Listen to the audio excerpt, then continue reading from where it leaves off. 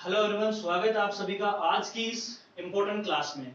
आज से हम स्टार्ट करने वाले हैं मैथ सीरीज के नाम से। हम कंप्लीट जो सिलेबस है मैथ्स का वो हम करेंगे स्टार्ट आज से।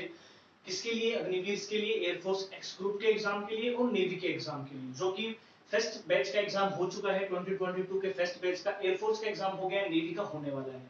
सेकंड बैच के लिए अभी से हमने प्रिपरेशन स्टार्ट कर दी है।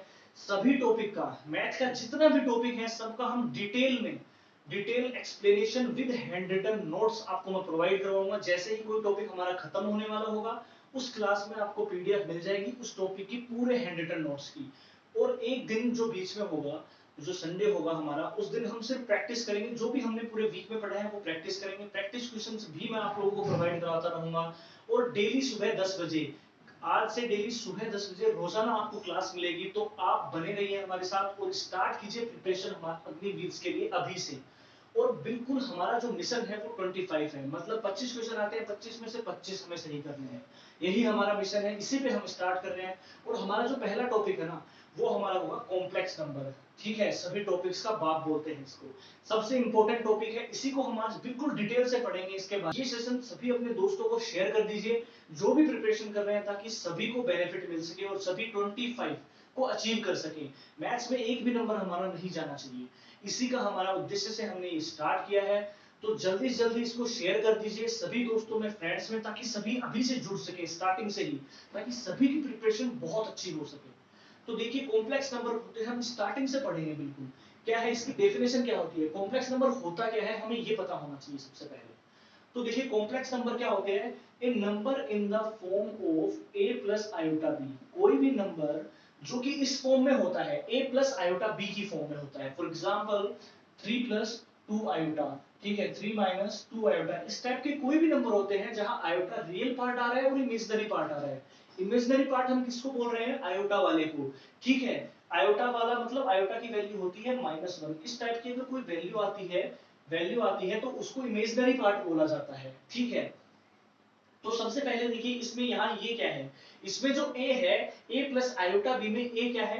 रियल पार्ट है। ठीक है, ये z बराबर, z क्या होता है? Complex number. या फिर कॉम्प्लेक्स नंबर हम इसको भी लिखते हैं कटा हुआ, थोड़ा सा कटा हुआ से, आप इसको c भी लिख सकते हैं, बट ये इसको डोनेट करते हैं या तो z से कॉम्प्लेक्स नंबर या c से। ठीक है, तो देखिए इसमें क्या है? रियल पार्ट है। ठीक है, z का रियल पार्ट है कॉम्प्लेक्स नंबर का। ठीक है, आयोटा b वाला क्या है? ये इसका इमेजिनरी पार्ट है, क्योंकि ये आयोटा के साथ आ रहा है।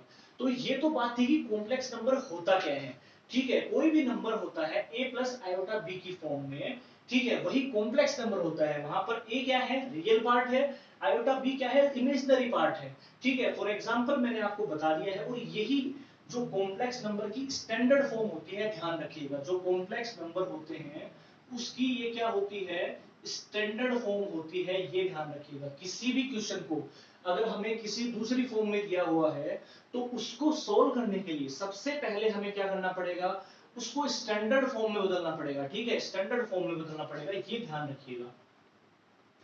ये इसकी हो गई स्टैंडर्ड फॉर्म। ठीक है, सबसे इंपॉर्टेंट चीज है कि यही स्टैंडर्ड फॉर्म है, क्योंकि ये आयोटा जो होता है ना, वो कभी भी डिनोमिनेटर में हमें नहीं दिखना चाहिए। ठीक है, वो डिनोमिनेटर में नहीं आता है। अगर डिनोमिनेटर में दे भी दिया भी हुआ है तो उसको हमें रैशनलाइज करना पड़ेगा। ठीक है, स्टैंडर्ड फॉर्म में लाना ही पड़ेगा, तभी वो सॉल्यूशन होगा, वरना सॉल्यूशन नहीं हो पाएगा। तो आयोटा कभी भी डिनोमिनेटर में आपको दिखे तो वो आपका आंसर कभी नहीं हो सकता है। ठीक है, आंसर हमेशा इस फॉर्म में ही आएगा। आयोटा अगर आपको बोल दिया किसी क्वेश्चन का, आपका आंसर आ रहा है 1 अपॉन आयोटा, तो आपका वो बिल्कुल गलत है। आयोटा नीचे आना ही नहीं चाहिए आंसर में। हाँ, 1 प्लस आयोटा आपका आ सकता है, स्टैंडर्ड फॉर्म में आंसर आना चाहिए। तो ये बात थी इसकी बेसिक की, बिल्कुल कि कॉम्प्लेक्स नंबर क्या होता है, उसकी स्टैंडर्ड फॉर्म क्या होती है। अभी आगे बढ़ते हैं हम थोड़ा सा। देखिए, एक और इंपॉर्टेंट चीज है हमारे पास, इंटीग्रल पावर्स ऑफ आयोटा। ठीक है, जब आयोटा की बात कर रहे हो तो इसकी वैल्यू क्या होती है? जो मैंने अभी आपको जब बेसिक में पढ़ा रहा था डेफिनेशन, तब मैंने बताया था -1 आ जाता है, ये इमेजिनरी पार्ट हो जाता है, इसलिए इसको आयोटा लिखते हैं हम। आयोटा स्क्वायर की वैल्यू फिक्स्ड वैल्यू है ये कुछ। ठीक है, आयोटा स्क्वायर की वैल्यू -1 होती है। आयोटा क्यूब जहां पर आता है माइनस आयोटा होती है। आयोटा 4 आता है, वहां पर 1 होती है। और ये आपके लिए मोस्ट मोस्ट इंपॉर्टेंट है। ठीक है, आयोटा 4 की वैल्यू 1 होती है, ये आपके लिए मोस्ट इंपॉर्टेंट है। क्योंकि देखिए, जैसे कई बार एग्जाम से आ जाता है इसकी, अब इसकी वैल्यू हमें फाइंड करनी होती है। ठीक है, सिंपल सा है, बेसिक सा, आयोटा की पावर 2021, इसको हमें सोल्व करना है। तो हमें ये बहुत काम आएगा, ठीक है, यही हमारे काम लेके हमें इसको सोल्व करना है।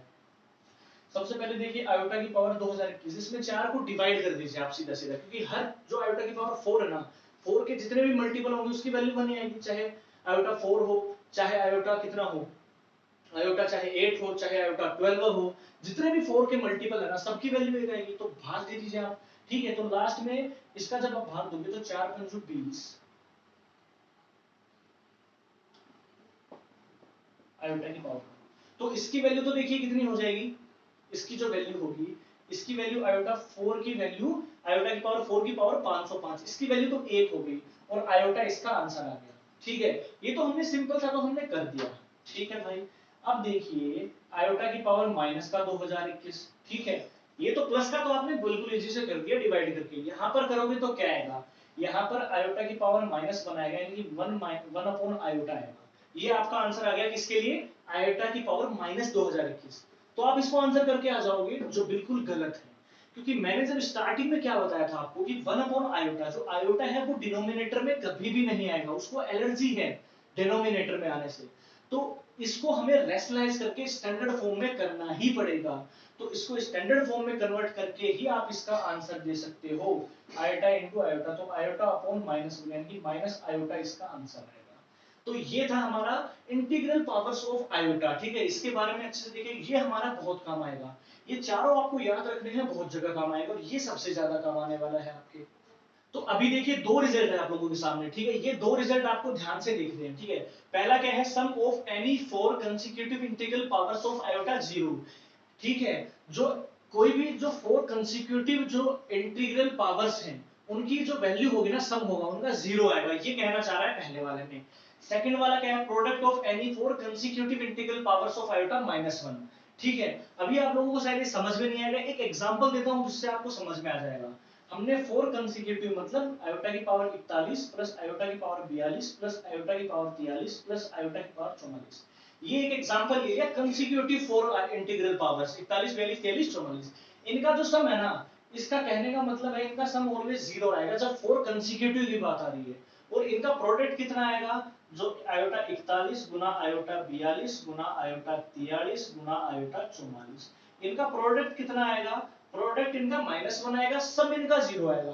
कैसे आएगा करके देख सकते हो आप, जो मैंने आयोटा पावर 4 बताया था ना 1, वो यूज कर लीजिए आप इसमें।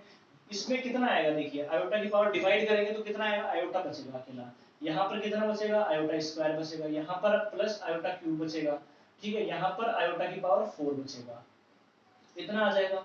ये आयोटा आ गया, इसकी वैल्यू -1, आयोटा स्क्वायर की वैल्यू -1 होती है, आयोटा क्यूब की माइनस आयोटा होती है, और आयोटा 4 की +1 होती है। सारे आपस में कट जाएंगे तो वैल्यू 0 आ जाएगी। ऐसे मल्टीप्लाई कर दीजिए, इन चारों को ही मल्टीप्लाई कर दीजिए तो -1 आपका आंसर आएगा। तो ये चीजें थी, ये बेसिक से थे, बिल्कुल डेफिनेशन हो गई उसकी कॉम्प्लेक्स नंबर की, हम क्या होता है कॉम्प्लेक्स नंबर, ठीक है। तो आज की क्लास के लिए ही इतना है।